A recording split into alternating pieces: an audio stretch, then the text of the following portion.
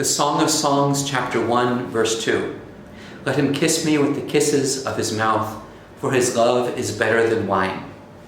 A few years ago, some sisters came to visit the mission here in Banica in the Dominican Republic.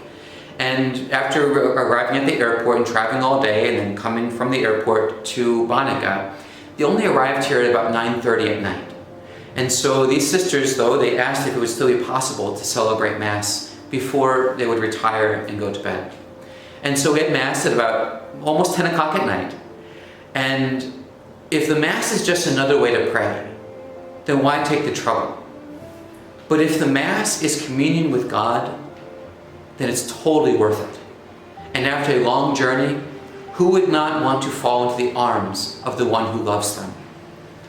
The opening line of the Song of Songs, let him kiss me with the kisses of his mouth, might be shocking to some. Why would there be erotic poetry within the pages of the Bible?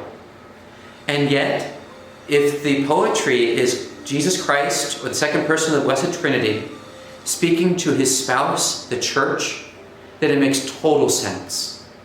If this is God seeking that intimacy with each one of us, then this line of tremendous intimacy makes great sense. And indeed, when we celebrate the Holy Sacrifice of the Mass, we receive our Lord Jesus Christ on the tongue. We receive him in the mouth. Our Lord Jesus Christ has made things in such a way that this line is truly fulfilled. Let him kiss me with the kisses of his mouth when we receive Holy Communion. This is God giving himself over totally to his Church. What a magnificent thing this is. Holy Communion with God. This should not shock us or surprise us when we think about the other words that we hear within the context of the Mass. For during the Mass, I think we hear the most beautiful words that can possibly be. This is my body given for you. This is marital imagery. This is a marital gift of the spouse giving himself over to his bride. This is my body given up for you is, I think, more beautiful than the words I love you. The words I love you can so often be manipulated. But this is my body given for you. You know if it's true or not. And thus we have the image of the crucifix in every church, just as Paul showed the image of the crucifix to the Galatians and he reminds them in chapter 3 of his letter to them. So too we see our Lord Jesus Christ crucified, what he did for us 2,000 years ago. And then every Mass we receive Jesus, body, blood, soul, and divinity in the Eucharist. And so we receive the fulfillment of these words, and those beautiful words, this is my body given for you. But we too are called to conversion then.